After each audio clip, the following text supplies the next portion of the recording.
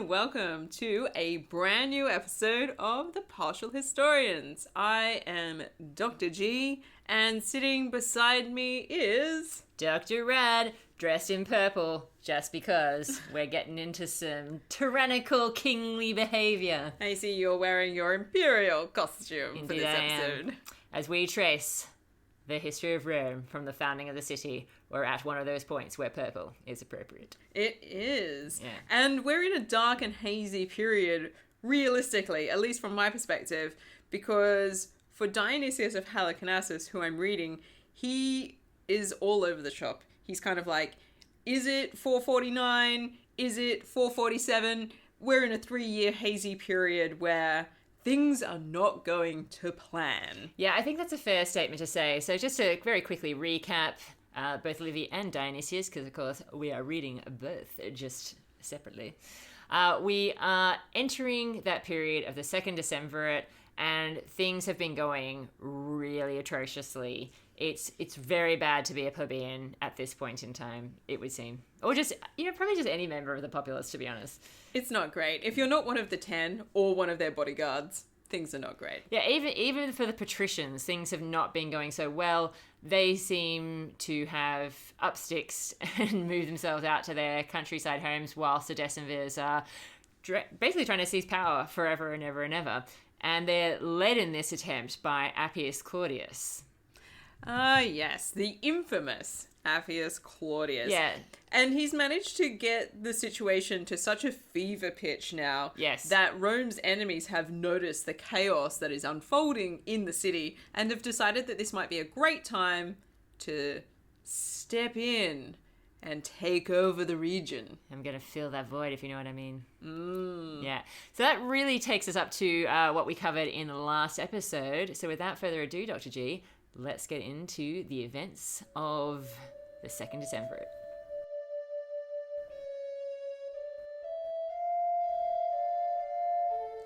The Second Decemvirate. Well, here we are, and we're on the cusp of a senatorial meeting has finally been called. Yep. And it's taken a while, actually, for the Senate to assemble itself. Yeah. First problem.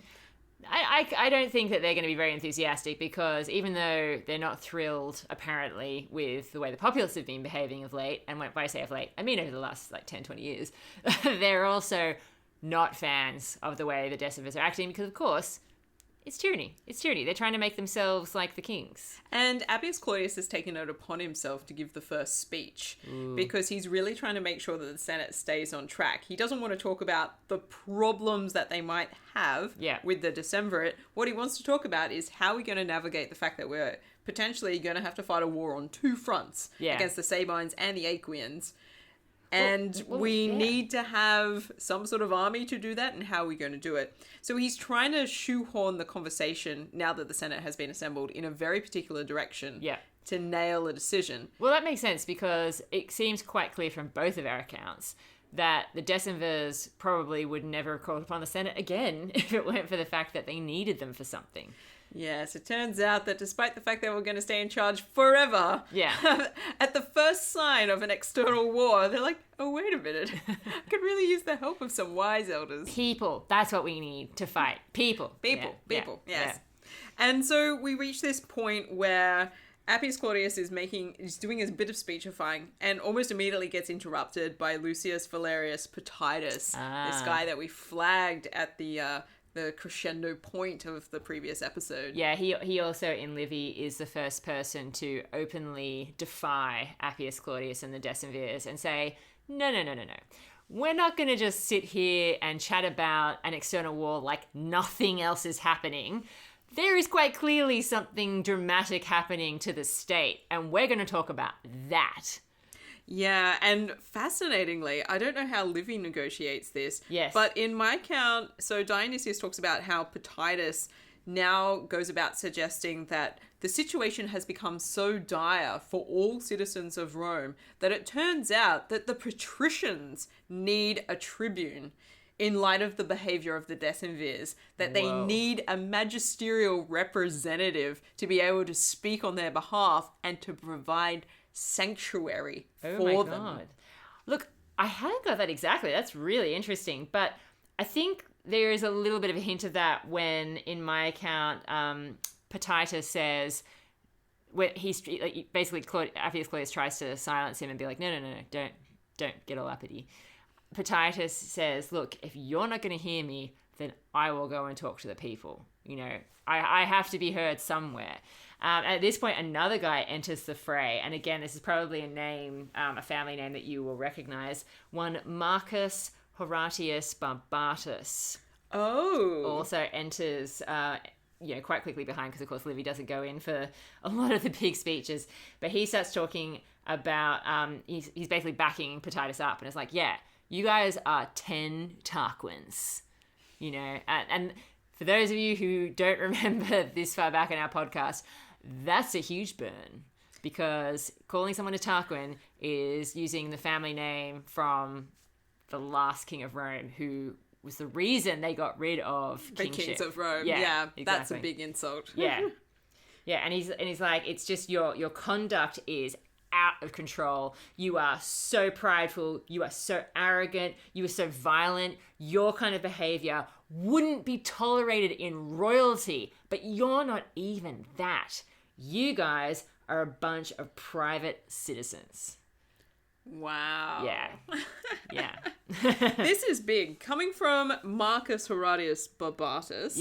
Yeah, so he's introduced as well by Dionysius as being a descendant of the Horatius, who was consul with Publius Valerius Publicola. Yeah. So now we're going quite back. So he has a direct line of contact of descendants from the guys that do expel the kings. Yeah. And so... And isn't it interesting that those two families are in sync? You got the Valerii and Horatii. Yeah. Hanging around together. So What's going to happen so next? Adorable. And he talks about how this is the point of pride for his family. Yeah. You know, we descend from this line that got rid of the kings. And yet here we are and we find ourselves, and look how you've set yourselves up. Yeah. You know, this is atrocious. But we also have in Dionysius' account, we've got an assertion that comes through from Petitus, where he wants Quintus Fabius Vibulanus to speak. So Quintus Fabius Vibulanus is one of the Decemvirs. Yes. And he wants him to stand up. And because he's like, well, you've held 3 consulships. How are you ever going to justify your behavior? Yeah. Look, that's actually really interesting that you hold that up, because I wasn't going to get to this. I didn't think I was going to get to this, because it kind of is brought up later at a different point in Livy, but it's definitely part of this whole story. This particular Fabia, we've mentioned him many times, as you've highlighted. He's had, numerous consulships, and he's been a hero of a number of episodes of ours. He's a well-respected guy, and I don't think we've had too much to say that's negative about him, really, up until this point. But he is definitely a name that will come up in Livy as someone whose character has been completely changed by hanging around with Appius Claudius. So you see, listeners, your mother was right. Hanging around with the wrong people can affect your personality and your behavior. Don't hang around with the wrong crowd. Yeah. That'll influence you. Yeah, he's definitely someone who whose character is flagged by Livy later on as being quite changed by the experience of being a decemvir and being friends with Appius Claudius. So this is interesting. This is the turning point. Yeah, this is interesting. Yeah, because certainly Vibulanus doesn't get up and talk at this point. Yeah. Mostly because Marcus Horatius Barbatus steps in instead and is like, wait a minute, I got something to say here. Yeah. interrupts. So Barbatus accuses the Decemvirs of being intoxicated with power. And I think that's a fair call. Yeah, fair. Very fair. And also questions how can they don't have any legal leg to stand on. Yeah. They're outside of the terms of the special magistracy that they were given. True. Which was supposed to last for a year. Yeah. And we're now in some other part of outside of that. And the laws have been codified. Yeah. It's all done. And he's like, yeah, your magistracy has expired, hasn't it? Like, why are you even in the Senate House? Why are you even here? Yeah. And it's like, and why is it that you are preventing the people from assembling themselves. Yes. So apparently one of the things that these patrician young thugs have been up to is preventing people from gathering in crowds. Yeah. And so that's part of the violence within the city at this point as well. And you have to think that this is part of that larger story of the conflict of the orders, where this lot of Decemvirs definitely seem to be trying to oppress the people and wrest back some of the control that they feel like they managed to get with the tribunes. I mean, it seems laughable to us because we're always saying how they need more. But in the patrician mind and in the mind of the Decemvirs, I think, and the interests that they represent, they've had too much. Yes. Yeah. And this sort of feeds into everything that they're doing. Because we're about to see, I don't know about you, but I get an outbreak of violence in the Senate. Ooh, crazy. Well, see, my account, it's always the way we take a slightly different route to get to a similar destination. Basically, after Barbata speaks up in my account, that's when the Decemvirs are like, so the war with the Sabines, and they try and desperately sidetrack the conversation, and all the Romans nobody is interested in talking about that. They're like, no, you're the ones that we're concerned about here. You're the problem, buddy. Yeah, absolutely, yeah. And that's when we, of course, get the Decemvirs being completely just gobsmacked. They have no idea how to handle these two elite men standing there and calling them out, so blatantly. They're like, should we just pretend they didn't say that? or should we get angry with them?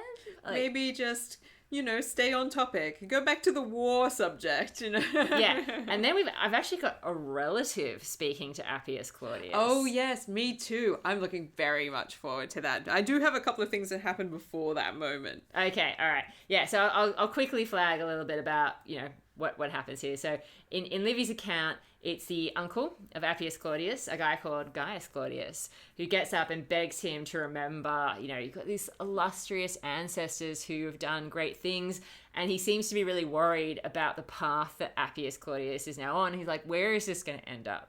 Where is this going? Quo vadis? Yeah. Yeah. How do you think this ends? Yeah. My nephew. Let me give you a hint. Blood. Yeah. He's obviously not heading in the right direction. It's not great. But the Decemvirs are still thinking to themselves, we don't want to talk about this. This is not why we called you guys together. We had a totally different thing in mind. This is not what on the agenda at all. But they are worried about interrupting Claudius because he's obviously, from an elite family. So they have to sort of sit there awkwardly fuming, I presume. We're like, should we get rid of the uncle? I don't think we can get rid of the uncle. Oh, man. Yeah. And Claudius basically wraps up by saying, look, I propose, that we don't really take any action on behalf, as a Senate. We shouldn't do anything. And this seems to mean that Claudius thought the Decemvirs were private citizens. So he's like, we should just not do anything because these guys are... These guys, you can't make me do anything. Yeah. You have no authority. These guys are illegitimate. And the men who are around him, who are of consular rank, they agree with him. And I might pause there because I don't want to get too far ahead of you. Oh, boy. Yeah. Yeah, so in Dionysius' account, the end of Marcus Horatius Barbatus' speech, yes, he wraps up by saying, let's have a vote. Maybe we should do that because if the people choose to keep the Decemvirate, well, we clearly deserve to have this type of governance. He sort of puts it out there and he's like, why don't we have a vote? Why don't we let the people decide? Yeah. Do you want this? Yay or nay? And while he's saying this, the Decemvirs surround him. Ooh. in the Senate meeting. Threatening. Yeah. Menacing him and threatening to throw him down from the Tarpeian rock. Oh, wow. Yeah, in order to shut him up. Yeah. They don't want to vote on this, clearly. Yeah. And so you've got, I imagine this in my envisaging of this scenario, you've got Appius Claudius down the front of the Senate chamber, probably on the floor, just being like, you know what? I just want to talk about this war. Yeah. Serious stuff, guys. He's got his buddies, the other Decemvirs. It's not at all clear whether the lictors are in the Senate meeting or not. Yeah. It's possible that they were. It would be a violation, but it's not at all clear. And there's clearly threats being made. Yeah. But they've muscled up to this guy to try and shush him. Appius tries to reclaim the speaking moment. Yeah. To try and wrestle the topic back. Yeah. To like, no, we've got an external war threat. And that's why we've called you here. We just need to legitimate that. And can you help us put together a levy, maybe? We don't care what you think about anything else. It's not what we're interested in. And he also suggests that they are the legitimate holders of power because the body of law that they've been putting together is not yet complete. What? Yeah. So he suggests that, like, just because we've got 12 tables doesn't mean that's all the tables, guys. What about 20 tables? Yeah. That also has a ring to it. It's also got alliteration. How do you know that we've put together the whole body of the laws? I don't think you know that. I don't think you know that at all. We've still got a job to do. These laws aren't finished. And so that's his comeback. And he's like, but besides that, doesn't really matter. Let's figure out the war strategy. Yeah. And that's the moment where he then calls upon his uncle. Oh, okay. Yeah, calls upon his uncle to deliver a speech. And so it seems that he suspects that Gaius Claudius is going to be, at least in a familial way, broadly supportive of getting this conversation on track. Right, okay. Appius could not be more wrong. Yeah.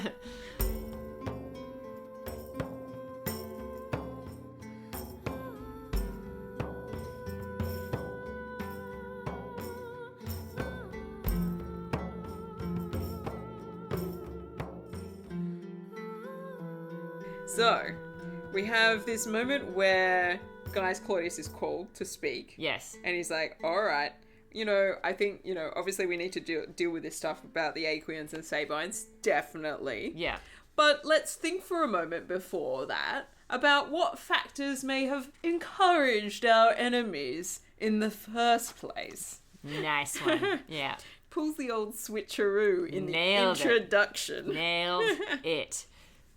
And then he proceeds to rat on Appius Claudius as much as he can. Wow. I'm looking forward to hear something of these bourbons. Yeah. He was like, let's think about the fact that our enemies know that we're in political turmoil. Could be a pertinent factor. Yeah. Might be important. Let's assume that our enemies understand that we'd be fighting this war unwillingly because of our internal dissent. That's a good point. Let's assume that our enemies will also understand that our soldiers aren't going to be fighting well, and they may desert out of cowardice or persuasion. Yep, I can see that happening, definitely. So, if we go to war in our present state, our enemies are going to be victorious. Yeah. That's just a given. Yeah. I put it to you. Well, look, nothing in history is inevitable, but I get where you're coming from. So, the way that we can defeat our enemies is to return to our traditions. Ooh. Yeah. Clever. Very clever. Yeah. We need to have the right conditions at home. Yeah. In order to have the right conditions on the battlefield. Yes, agreed. Yeah. There's some, rousing sort of in the background. Yay! Finally, somebody said the truth. Bring back the guns. The axe. So that kind of thing is going on. And this is the kind of tack that he takes. And so he says, he sort of looks over. Appius is obviously pretty unhappy. Yeah. Isn't really able to interrupt his own uncle. Well, especially if he's called on him. Yeah. This is how patriarchal lines work. Yeah. We're seeing them in operation now. And he's like, he looks over and he's like, Appius, don't be offended. I see your face. Just because I've just said that you're a massive douchebag and you're totally stuffing everything up doesn't mean I don't love you. Yeah, you've got to think about the state. You've got to think about the res publica. Yeah. We've got to talk about what the common interest is, not what's to your private advantage. Oh. Ouch. Oh, patrician calling out another patrician on private advantage. I love it. Yeah. I might speak some truths with frankness, but you are duty bound to listen, I'm afraid. Yeah. So he sees it as his duty now, as the paternal uncle. Yes. And of the chief Decemvir to be the guy that's going to bring reason back into this conversation and this whole situation. Yeah, definitely. So he's sort of like, I've got a job to do here. and I've got a vested interest because my family's reputation is on the line. Yeah, absolutely. Yeah. And he's like, let's think about this. What's going to happen with the plebeians? They're all quite concerned. Plebeians and patricians are fleeing Rome. What makes you think you're going to be able to raise a levy anyway? Well, yeah, I mean, clearly you had doubts, otherwise we wouldn't be here. Yeah. And the abandonment of Rome, the city, from people fleeing also means that ancestral hearths are not being tended to. Uh-oh. Yeah, this is a problem because now the relationship that the Romans have with the gods is falling out of sync. Yeah. Classic sign that things are going wrong. Yes. And he was like, rhetorical question, Appius, why do you think people are leaving Rome? Ooh. And Appius has nothing to say to that. Appius is like, shrugs his shoulders, looks kind of embarrassed. They like some country air. Yeah, needed to get away. And he was like, and Gaius is like, I'll tell you. Don't worry. Don't answer now. I got an answer for you. I think it's because of evil. Quite simply. Yeah. Simply put, evil. Wow, that is harsh, yeah. You know, but true. He's like, think about it. What would take people to flee from the blessings of their home to the uncertainty of the unknown surrounding the city? And let's face it, Rome is the greatest city ever known. Yeah. What would force somebody to make the choice that it would be a better idea to leave their home than to stay? Good point. It's a good point. Yeah. I think it might be evil. Whatever you're doing, I think it's evil. I'm so conflicted right now because I conditioned myself to hate the Claudians. It turns out that, you know, when you get the brother to speak rather than like, you know, because Gaius Appius Claudius is not Appius Claudius. No, so true. like, you know, like we've got this idea of Gaius Claudius being the brother of the infamously terrible Appius Claudius that we've known from previous generations. Infamously terrible for us, but not so bad by the Romans. I mean, the Claudians are probably into it. Yeah. But he seems to have a different perspective. Yeah. And so he was like, you know, people are abandoning the temples. They're abandoning the graves of their families. Yeah. Like, this is massive. And he's like, I'll tell you some truths now. And you were like, up until this point, you're like, you mean you haven't been telling me truths already? And I'm not going to sugarcoat it anymore. No. But I've got some things that I need to say. So, people at the top, they're annoyed at being excluded from the roles that they've traditionally held. Absolutely. And that they expect to fulfill as part of their duty. Citizens of leisure, whoever they might be, are a little bit annoyed at having their property stolen. Yeah. And their relatives violated. Absolutely. And the poor have had their public roles stolen from them as well, because when you don't allow them to assemble, they can't ratify any legislation. Yeah. So, everybody is very unhappy. Absolutely. Now, Gaius Claudius goes on, but I could just... So that's you wouldn't have caught that on the recording. That was a look of shock on my face. He does go on, but I'm going to give you the option to jump in here if you want to. Gaius Claudius' If he's action. still talking, I cannot proceed because I am at the end of him speaking. Oh no! Yeah. All right. I can tell you what comes next, but I feel like I'd be jumping ahead slightly. Oh, okay. All right. I got this. I got this. Okay. So, he was like, let me tell you some of the things that we could do. Okay. You know, we could fix this, maybe. Mm-hmm. We could have a senatorial decree, and we could have a vote, and that would probably fix things. You know, we'll get you out of power, we'll restore things back to the way they were, we'll get some consuls happening. Yeah. Maybe we could have a war. Yeah. I don't think that's a choice. I think that there is a war happening. It's just a question of whether you're gonna, fight it or not. Yeah. And it's going to be great because we'll have magistracies in power that are legitimate. Yep. And that is the mark of aristocracy. Mm-hmm. I mean, that's the patrician bread and butter right there. That's what we do. That's what we do. We like that kind of stuff. We monopolize the power. And I think you should do this. I think you should step back and allow that to happen because you'll come out looking good. Think about it. Because if you do that, everybody is going to be grateful because you were the Decemvir that stepped up and said, no more of this. This is an abomination. I wash my hands of it, and I want the restoration of the state. That's this is thinking about where are you going to end up? Are you going to be the hero of your story, or are you going to live long enough to see yourself become the villain? Yeah, Batman. It's a classic moment. It's so true. Yeah. And so he's like, look, if you do that, that'll be great.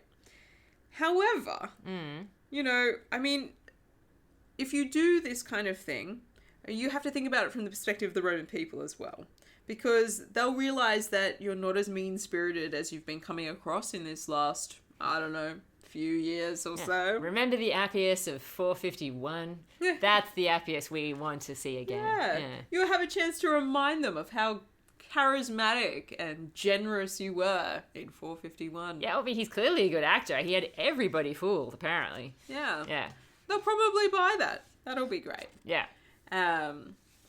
And if you resign, I imagine your faults will be forgotten. I mean, we'll throw the rest of them under the bus. But you're special. But you, yeah, my nephew, my special one, you know. The one that has to carry on the family name. Yeah, you will be spared, and that will be great. You'll have a chance to reclaim your honour. I can't believe that this is actually becoming... I mean, I can believe it, but I can't believe it's becoming so much about really salvaging the family reputation. It's really very much about the fate of Appius Claudius, not so much the fate of the Second Decemvirate. Yeah. He's trying to angle for that, you know, what's going to motivate Appius Claudius to change, I think. True, because I mean, I'm thinking about some of the other names. I mean, like, Fabius, what's going to happen to him, huh? What about him? You can't throw him under the bus. He's going to get thrown under a bus. Yeah. I'm sorry. He's just done too many good things. I don't believe it. I don't believe it, Dr. G. Well, yeah. I guess it remains to be seen. It does, it does. But then the speech takes a turn. Okay. So he's sort of like, you know, these are the things that you could do that would really save you. Yeah. And he's like, but I suspect you're actually vain in your ambitions and you desire the power of a tyrant. Oh, well, duh. I don't think you're capable of giving this up. Yeah. Yeah, that's the real issue here. And it's like, but the thing is, you don't understand what real honour constitutes. Again, duh. The things that you're pursuing with this tyranny are not honourable. No. And you have power, but do you have respect? People fear you, but do they like you? Well, I have to admit, I don't feel like that's ever been a particularly patrician concern. But true. I feel like, yeah, there is that respect. That's why we've seen time and time again the plebs turn around when, you know, people like Cincinnatus come along who could not be more patrician, but because they conduct themselves with honour in a way that deserves respect, and they walk the walk, they don't just talk the talk, you know. People buy in. Yeah, people buy into it, even though it's often against their interests to think that this is someone to admire, you know. It is very strange, yeah. The Roman conceptualization of honour. Yes. And yet here we are. Absolutely. Don't be a tyrant. Be an honourable patrician. Yeah. Do things the right way, if you can. Yes. So the idea is to nourish your soul by finding pleasure in your country's welfare. So you've really neglected the state, and that's a real issue. Yeah. And it means that you lack honour at this point. Absolutely. And you could return to your true aristocratic self by stepping down as Decemvir. Yeah. And allowing the reinstitution of the other magistracies. Whew, well, I mean, if a 5-page speech doesn't convince him, I don't know what will. Wait for it. Here's the real kicker. Okay. Alarm bells. Oh, okay. We're getting towards the end of his speech now. Okay. And he's looking over at Appius. Appius is not a happy camper. No. And he's like, look, this is the advice that I've been trying to give you 4 weeks. But you refuse to meet with me. I've tried on multiple occasions to have this exact conversation with you in private where it should have happened. Because you needed to hear this from somebody you're related to. And you kept sending people away. I sent people to knock on your door to organize something and you would turn them away. Wow. And he's like, so I haven't had the opportunity, I have to confess, to have had this conversation with you in the way that I would have liked to have done it. Wow. That's so, crazy. Calling upon me now in the Senate, all very good and well, and I have enjoyed myself. Have you? But, yeah. But I've now performed my duty in public. Yeah. Wow. And you forced me into that position. And just like that, one of Dionysius' speeches is finally over. Not yet. Oh, okay. I thought that was going to be the end. So close, so close. Oh, we're into the concluding elements now. Yeah, not much longer. And he's like, this is in line with what the gods require, and what's required at the altars of sacrifice of the Appian family. I have now fulfilled my familial religious duty by conveying this information to you. Right. So my relationship with our family gods has been repaired. Right, okay. It remains to be seen whether yours has, because you have yet to decide your course of action. Yeah, oh, so good! Yeah. The end! Sure these guys aren't Jewish? It's like Jewish guilt. So amazing. Yeah, love it.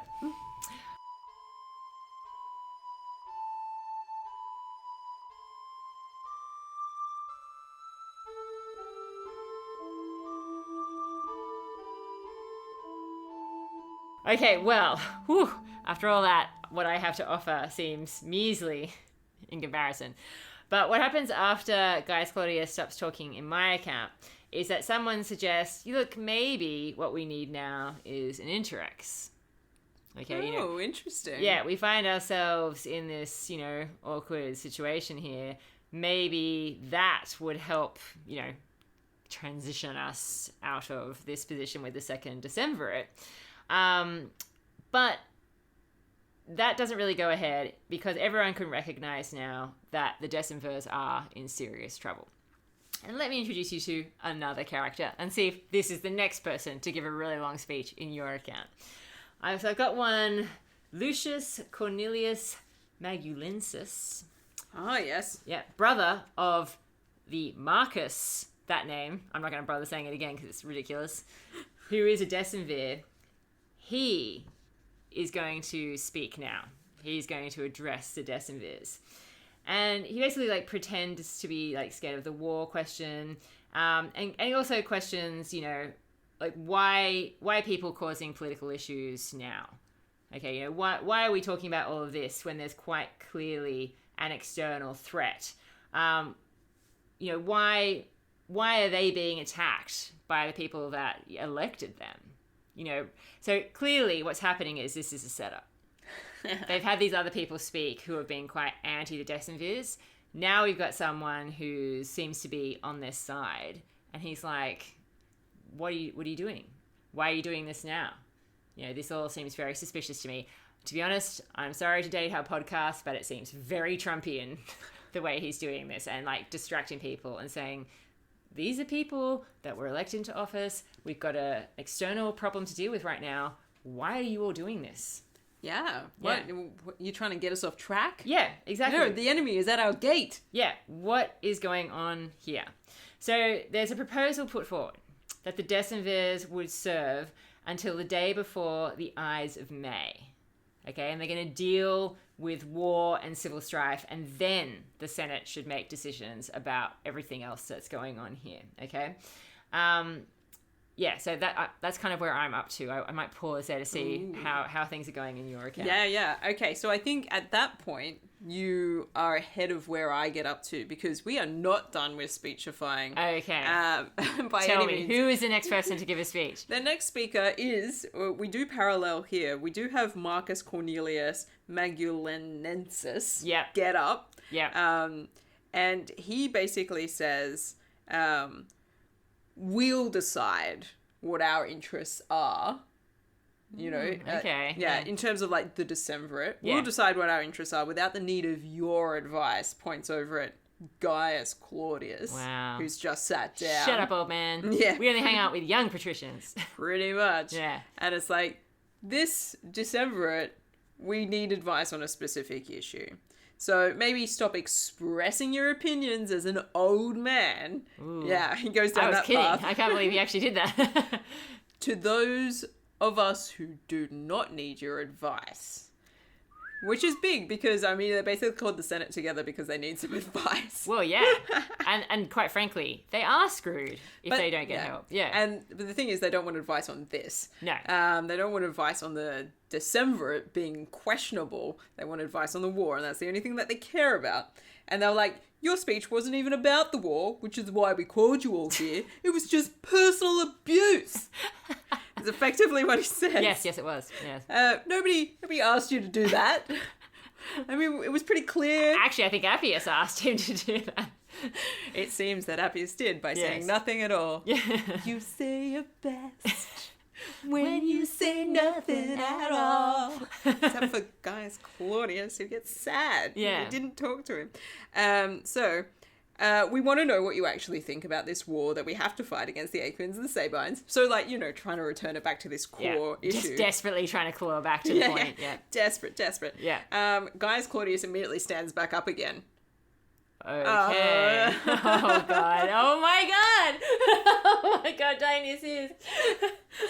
He's like, I'm not gonna let that happen to me. I don't think so. Nobody calls me an old man and gets away with it. That's it. And it's like, if I must speak the truth, even if I'm driven out of the city, that's fine. I can no longer bear the sight of him, points at Appius Claudius, and he's become unworthy of his ancestors. And he's emulating the lawlessness of tyrants. I'm going to go and live with the Sabines. What? Oh my god. I'm out of here. Well, actually, okay, hang on. Brackets. That is a shocking statement, but the Claudian family, lest we forget, did originally come from the Sabines. So presumably what he means is, I'm going to go live with family. Yeah, I'm heading back to the Sabine branch of the family. Yeah. Rome, it's a waste of time. Yeah. I'm not staying here. I'm going to Regulum. It's going to be great. Wow. I'm going to take my whole family with me, and I'm going to up Styx. And I'll only return in the event that the Decemvirate fails. Wow. That's a big call. People love this speech. One, it's much shorter than his last one. Oh, that's over. Okay. Yeah. All right, because at that point, he's like, he sits back down again, takes a big breath, sits back down, made his intentions clear, but he doesn't storm out of the meeting. But a whole bunch of people really love this speech. There's a lot of applause, there's a lot of cheering, and he receives a lot of support from people, notably like Lucius Quintius Cincinnatus, Titus Quintilius Capitolinus, and Lucius Lucretius, all of whom have had leading roles at various points in Roman politics. Yeah, all very important people. Yeah.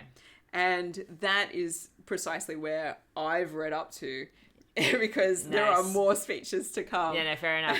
Well, look, I think it's safe to say that we're basically stuck in this position where there's obviously a real split between patricians who are very keen to get this sorted now, and then you've got people who, as you say, are obviously in the pockets of the Decemvirs. I mean, obviously, this guy is the brother of one of the Decemvirs, and they're trying to help them get things back on track because it's in their interest to make sure that their relatives have ongoing power. It's interesting, though, that we do have relatives who are still willing to put the state ahead of their own families' like immediate power.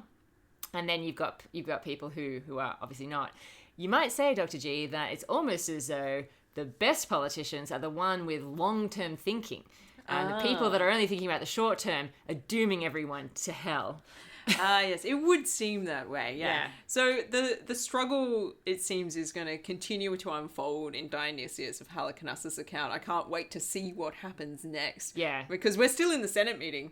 Far as haven't left. Yeah. We did warn you, listeners, that this whole Second Decemvirate is going to be a really long. It's going to be a ride. Yeah. But and the crazy thing is that we're really just dealing, as I say, with the affairs of patricians at the moment. You know, the plebeians have taken a back seat. I mean, even though apparently there are some plebeian Decemvirs, we're not hearing from them. And we're certainly not getting any sort of plebeian insights in the way that the authors, Livy and Dionysius, are relating this information as well. It now seems to become a highly aristocratic affair about the nature of governance, and it's an infighting amongst themselves about how it should be done. Yeah. And it's quite shocking because, as I said, up until now, when we've been talking about the conflict of the orders, one of the things that's made the patricians so strong is their ability to stand together as a unit. Now that's fracturing. And that's really never happened before. It's not that they obviously don't disagree with each other. Of course, everybody has fights and, they debate. That's their thing. But, not like this, I don't think. Yeah. So I think, Dr. G, that means that it is once again time for the partial pick.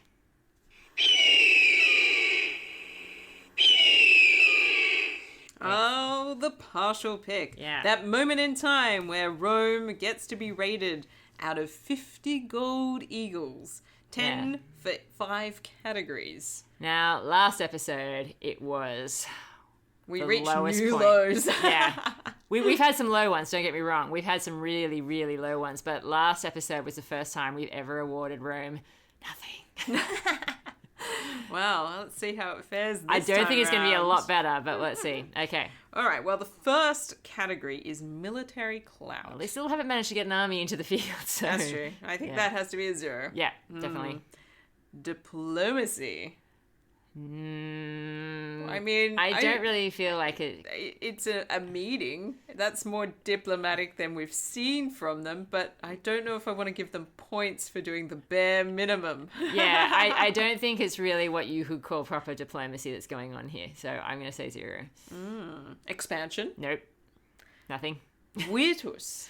Okay, now, maybe not so much in my account, because my account's a lot briefer, so it's a bit hard to say, but I do feel like maybe Gaius Claudius in your account deserves a little something here. I think he's demonstrating a lot of virtus. Yeah. He's carrying a long, heavy load of virtus. Yeah. Yeah. He was like, I wanted to have this conversation in private. Yep. I think that's a tick for virtus. He's doing his manliness the right way. But, or he wanted to. At least he said Listeners, so. I hope you heard that. To do your manliness the right way, you have to do it in private. Yes. No public manliness. We won't have any of that. But if you do your manliness in public, make sure that it's a great speech. Yeah. And make sure that you call out your nephew for all of his misdeeds. Yeah, he's definitely... I mean, normally we kind of associate virtus with more action-y kind of things, I suppose. But... I think delivering this speech, as you say, and the message of the speech and what he's aiming for definitely deserves something. So I don't know, like what, like a 6?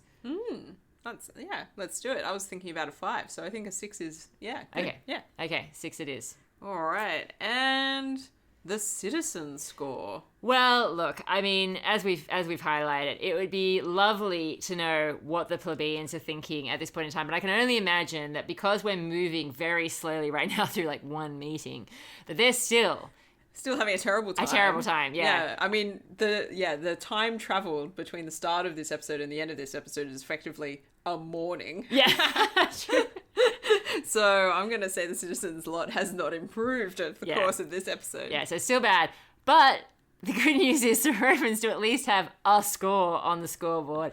So thanks only to Dionysius of Halicarnassus and his speechifying, Gaius Claudius has managed to stumble across the line with a total of 6 golden eagles for the Romans for this episode. Oh, Rome. Well, I mean, yeah, we're in a difficult period, aren't we?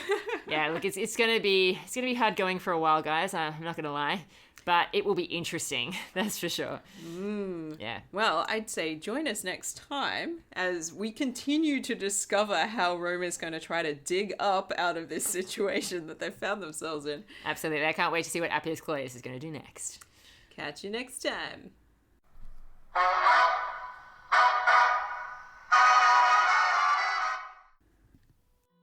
Hi, it's Dr. G here. Thank you so much for tuning in to another episode from The Partial Historians. On behalf of Dr. Rad and myself, we'd like to extend our thanks to all our fantastic patrons, from Adri to Zara. Your support is so appreciated. Your messages and feedback add joy to our love of history. Thank you. Wherever you are, stay safe. And remember the shared humanity that binds us through the past, the present, and the future. And to take us out with this episode, we have a send-off from the folks at the podcast That Was Genius, who explore history with humour, and you may just enjoy what they have to offer.